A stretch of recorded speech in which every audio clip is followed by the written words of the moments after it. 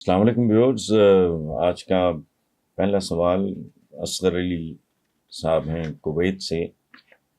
وہ کہتے ہیں جی کہ پچھلے دنوں انڈیا کے وزیر داخلہ نے ایک بار پھر پاکستان کے خلاف فرضہ سرائی کی، جس پہ ہمارے وزیر خارجہ بلاول بھٹو نے منہ توڑ جواب دیا اور بھری محفل میں مودی کو گجرات کا کسائی قرار دیا۔ اب اس بیان پہ پورے انڈیا میں واویلا ہے۔ بلاول کے سر کی قیمت لگائی جا رہی ہے۔ انڈیا پہلے الزامات لگاتا ہے، بعد میں جواب سننے کا حوصلہ بھی نہیں رکھتا۔ آپ ان کے اس کلچر کو کیسے دیکھتے ہیں؟ اصل صاحب، یہ کلچر بہت بڑا لفظ ہے۔ یہ نان کلچر، یہ کلچرڈ مائنڈ سیٹ ہی نہیں ہے۔ میں کسی انڈیویجول کی بات نہیں کر رہا۔ آئی ہیو نتھنگ اگینسٹ اینی بڈی۔ ایک مائنڈ سیٹ ہے۔ ہیومنز اور طریقے سے سوچتے ہیں، جو سب مین ہوتے ہیں یا مینیملز ہوتے ہیں وہ اور طریقے سے سوچتے ہیں، اور شاید اس کو کچھ وقت لگے، لیکن ایک بات آپ یاد رکھیں کہ نریندر مودی صاحب نے جو زہر کاشت کیا ہے انڈیا میں، اس کی ہندوستان کو، بھارت کو بہت بڑی قیمت چکانی پڑے گی۔ یہ یاد رکھیں۔ سیاست نام ہے جوڑنے کا، توڑنے کا نہیں۔ اور صرف مسلمان ہی ان کا شکار نہیں ہیں، ساری اقلیتیں جو کرسچنز ہیں ان سے خوش نہیں ہیں۔ سکھ جو برادری ہے وہ اپنی ایک دنیا آباد کرنے چاہے۔ پچھلے دنوں جو انگلینڈ میں جو ہوا وہ آپ کے سامنے ہے۔ اچھا، باقی رہ گیا بلاول کے سر کی قیمت، تو وہ تو پھر یہاں کوئی جواباً مودی کے سر کی قیمت بھی لگا دے گا۔ تو یہ دس از ناٹ میچور۔ یہ آپ کہتے ہیں نا کہ آپ اس کلچر کو کیسے دیکھتے ہیں، میں اس کو کلچر ہی نہیں مانتا۔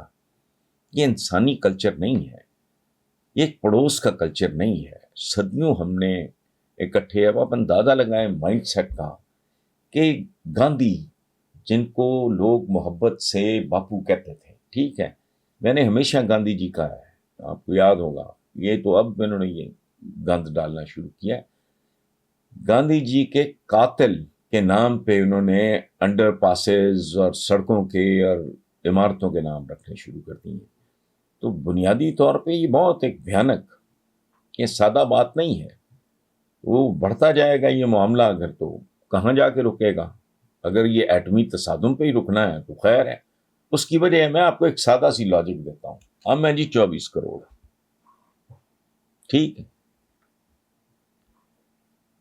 ہم اپنے سے دگنی آبادی ختم کر دیں گے، 48 کروڑ اگر کھل کھلا کے ہو جاتا۔ میں ایک I know that I'm oversimplifying the whole thing۔ ہم 24 کے 24 کروڑ فارغ ہو جاتے ہیں، ان کے 48 کروڑ فارغ ہو گئے۔ فارغ کرنے کے بعد تو مسلمانوں کے ملک تو ماشاءاللہ گنے نہیں جاتے، ہندوؤں کا لے دے کے تو ایک ہندوستان ہے۔ صدیاں اکٹھے، اور یہ اتنے احمق اور ان پڑھ لوگ ہیں، یا یہ منافق ہیں۔ دو چیزیں ہیں، یا یہ منافق ہیں یا یہ بہت ان پڑھ ہیں۔ یہ ہمارے ہاں بھی یہ سودا بیچا جاتا ہے کہ ہندوستان پہ اتنی صدیاں جی 800 850 سال مسلمانوں کی حکومت رہی، یہ غلط ہے۔ مسلمان حکمران خاندانوں کی حکومت تھی، خلجیوں کی، غوریوں کی، تغلقوں کی، مغلوں کی، سوریوں کی۔ مسلمان عوام کا تو تب بھی سب سے بڑا ثبوت اس کا کیا ہے کہ پاکستان، آج کا پاکستان 75 سال ہو گئے، اس پاکستان میں بھی سوائے چند خاندان حکمران کے یہاں مسلمانوں کو، پاکستانیوں کی حکومت تو نہیں ہے۔ دلیل ہے میری،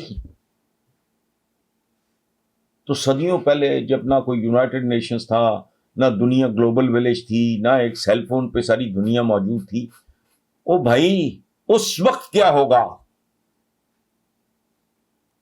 مسلمان، غیر ملکی مسلمان حکمران خاندانوں کی حکومت تھی، اور اس کا سب سے بڑا ثبوت پاکستان ہے۔ جس میں قتل ہوا عوام کا، قتل عام، عورتیں بچیاں اٹھائی گئیں عوام کی لاکھوں کے حساب سے، بچے ذبح ہوئے، بوڑھے ذبح ہوئے، کن کے؟ عوام کے۔ ملک پہ قبضہ کن کا ہے؟ مخصوص خاندانوں کا، چند خاندانوں کا۔ تو یہ کوئی جاہل ہے، کوئی ان پڑھ ہے جو یہ کہے کہ ہندوستان پہ مسلمان کو، اور نہیں بھائی، وہ تو آج نہیں ہے۔ ہمارے اس پورا ہندوستان تو چھوڑو، ایک ننا منا پاکستان جو ہے، اس پہ عوام کی حکومت نہیں ہے۔ یہی میں کب سے چیخ رہا ہوں، 32 سال ہو گئے کالم لکھتے ہوئے کہ جمہوریت نکلا ہے جمہور سے، تو جمہور کا تو بیڑا غرق کر کے رکھ دیا۔ ہم پاکستانیوں کو یہ کہہ کے بیوقوف بنایا جاتا ہے کہ ہماری حکومت ہی، ہماری تو آج نہیں ہے بھائی۔ اسی طرح یہ جو ایک منافق یا ان پڑھ مائنڈ سیٹ ہے، وہ یہ بیچ رہا ہے کہ تم پہ مسلمان حکومت کرتے ہیں۔ کیا ہے؟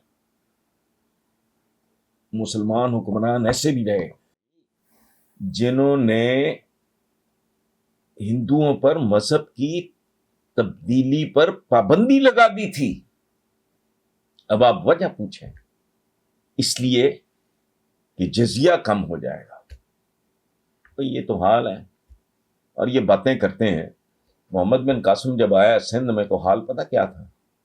یہ جو ان کی جو پیسو وائسز جو گابا صاحب نے لکھی تھی کتاب، یہ جو شودر ٹائپ یا دلت یا جو بھی آپ کہہ لیں، جن کو گاندھی صاحب نے ہریجن کہا کہ بھگوان کے بیٹے یا بچے جو بھی،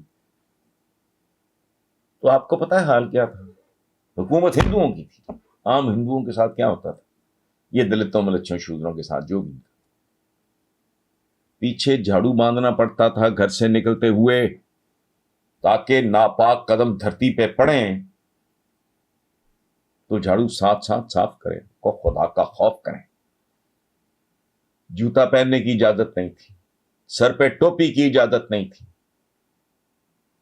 ساتھ کتا رکھنا ضروری تھا تاکہ کوئی معزز ہندو اگر گزر رہا ہو تو اسے پتا ہو کہ یہ شودر نے مجھے دیکھ کے رستہ بدل لیا ہے اور یہ شودر ہے، کیونکہ اس کے ساتھ کتا ہے۔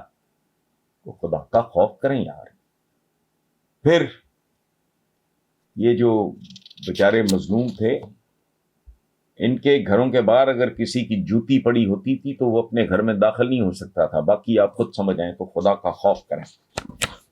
یہ کلچر ہے ہی، یہ جھوٹ ہے، منافقت ہے، اور ایک غیر انسانی رویہ ہے۔